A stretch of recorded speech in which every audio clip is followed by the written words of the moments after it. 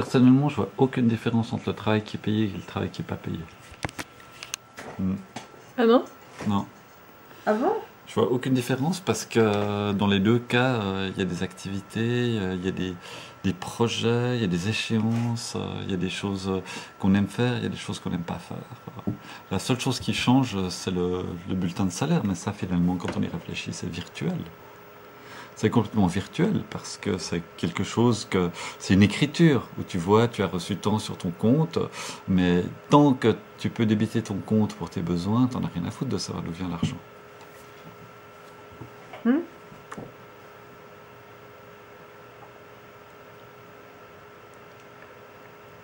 Il y a quand même une petite différence, je dirais, c'est que quand tu fais des choses sans être payé, tu es... Comment dire, ce qui te motive... Il faut que ça t'apporte un peu de plaisir. Voilà, ce qui te motive, c'est la chose. C'est-à-dire ce que tu peux apporter, ce que ça va t'apporter, qu'est-ce que tu peux construire avec. Enfin, tu es intéressé vraiment par l'activité. Alors que si tu es payé pour ce que tu fais, à la limite, même quand tu sais que tu fais rien, tu glandes, ou que tu fais un travail contre-productif, tu seras payé.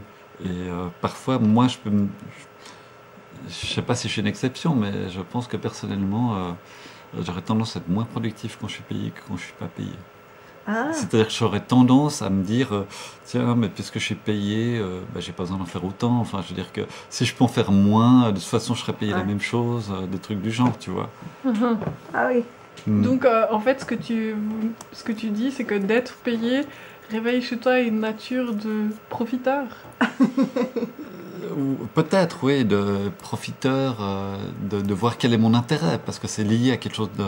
Il y a un intérêt derrière, c'est-à-dire que tu fais plus le travail pour l'intérêt du travail en lui-même, mais pour parce qu'il y a un contrat, parce qu'il y a une contrepartie.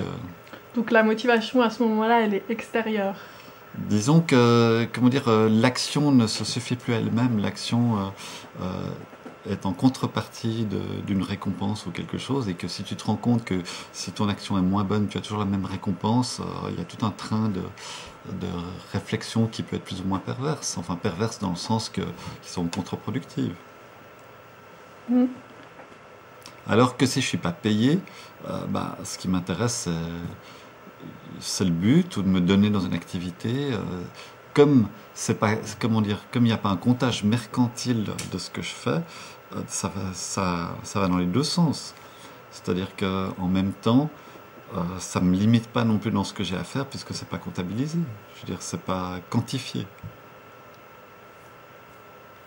Enfin, moi, c'est une impression personnelle que j'ai, c'est que le fait que quelque chose soit payé, il y a une forme de...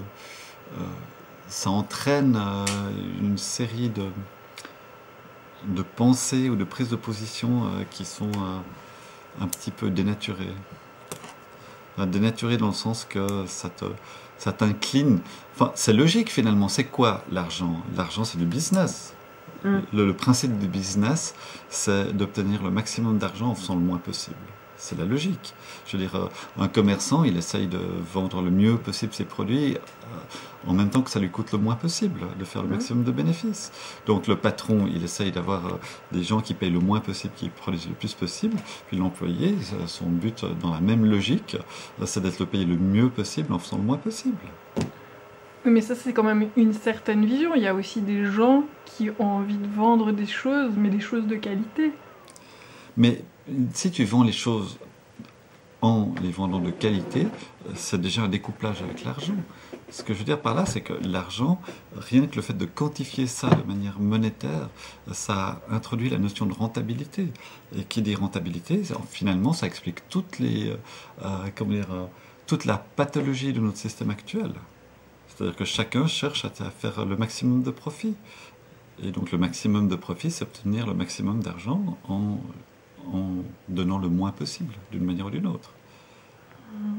C'est pour ça que moi j'en avais vraiment à penser que rien que le fait d'être payé pour faire un boulot, ça introduit déjà une forme de pathologie, une forme de perversion dans la manière de penser.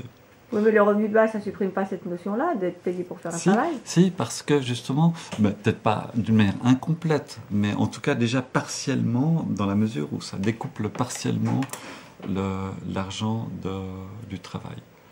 C'est-à-dire que tu reçois de l'argent que tu travailles ou que tu ne travailles pas. Tu reçois plus si tu travailles.